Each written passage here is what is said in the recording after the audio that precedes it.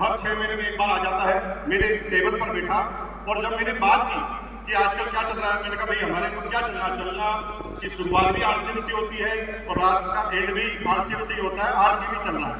तो उसने मुझे आश्चर्यजनक प्रश्न पूछा, आरसीएम अभी चल रहा है क्या? मेरा दिमाग खराब हो गया। आरसीएम का टर्नओवर हजारों करोड़ पर पहुंच गया और ये भीलवाड़ा में बैठा आदमी मुझे पूछ रहा है आरसीएम चल गया। मैंने उसको आधे घंटे तक लेक्चर दिया। मैंने कहा आरसीएम का टर्नओवर इतना हो गया, आरसीएम के इतने प्रोडक्ट हो गए, आरसीएम का इतना सिस्टम हो गया, इतने पिकअप सेंटर हो गए। वो गर्दन हिलाता गया, यस यस यस यस, लेकिन इस कान से सुना, इस कान से निकाल गया।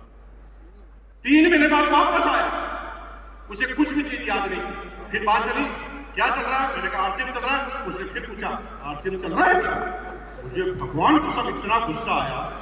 मैंने आधे घंटे तक लेक्चर दिया, उसने फिर वही प्रश्न कर दिया आरसीएम चल रहा है क्या?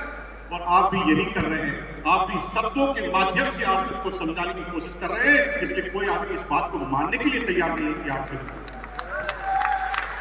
आगे की घटना सुनी। 2022 की एनिवर्सरी हुई।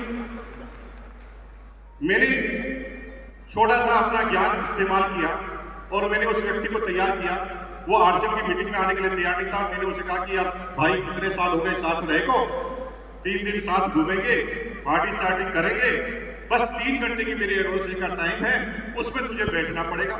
अब उसको मैं यहाँ लेकर आ गया, लेकिन यहाँ पर सिक्योरिटी गार्ड इतने मजबूत, बाउंसर बड़े बड़े पहलवान, मुझे तो अंदर घुसने दिया।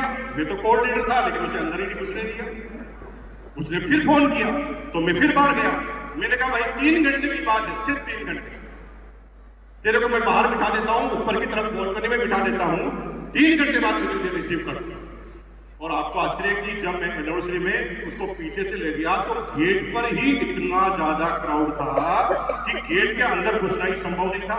मैंने 3 आदमियों को लिया, उसकी पीठ पर हाथ लगाया और लगाया जोर लगा के अंदर घुसा दिया। जब वो अंदर घुस गया तो भगवान कसम वो 3 घंटे तक वापस बाहर ही नहीं निकल पाया। निकलना चाहता था, निकल ही नहीं पाया। उसके दिमाग में वो चीजें उसने देख ली जो सुनने से असर नहीं होता था। अब वो भीलवाड़ा में मेरे साथ गया, किसी को उसने पूछा कहां गया था? वो कहा आरसीएम की सेमिनार में। तो सामने वाले ने पूछा आरसीएम चल रही है क्या? तो वो इतना चिढ़ गया, उसके बाद चल रही है, दिमाग खराब हो गया, साला अंदर निकल नहीं पाया, बाहर निकल नहीं पाया, 3 घंटे तक कह रहा चल रही है। एक बार में बात घुस गई। जिन शब्दों से तुम काम चलाना चाहते हो उन शब्दों से नहीं चलेगा। जब तक माहौल में नहीं रहोगे, जब तक माहौल दिखाओगे नहीं और जब तक माहौल बनाओगे नहीं, तब तक आप कामयाब होने वाले नहीं। और अगर इस काम को आपने कर दिया तो दुनिया की कोई ताकत तुम्हें नाकामयाब कर ही नहीं सकती। आता है क्या? माहौल बनाना आता है क्या? भाई पीसी जी ने कहा गुरुकुल, आप माहौल में रहोगे, सीखोगे। पीसी जी ने कहा कि वृक्ष जो पौधारोपण का कार्यक्रम करना है उससे फिर माहौल बनेगा। आप सेमिनार में आओगे, फिर माहौल बनेगा। लोगों के साथ माहौल बनाओगे, रहोगे और माहौल में लोगों को ले जाओगे तो कोई नाकामयाब हो नहीं सकता। हम सिर्फ ये जानना चाहते हैं कि माहौल बनाना आपको आता है कि नहीं।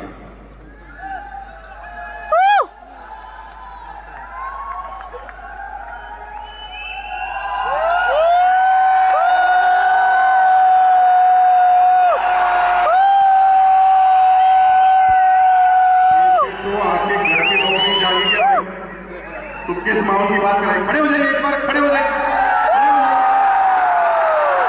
इस पूरे स्टेडियम में जगह जगह शीशे लगे हुए हैं। बाहर जाकर आया तो पुलिस वाले कह रहे हैं कि ये कैसी सेमिनार चल रही है, साला बाहर तक आवाज तक नहीं आ रही। मैंने कहा भाई ये बिच्छुओं की बारात है, तुम सरदार का नाम मत पूछ लेना, ये सारे जोश मशीन है।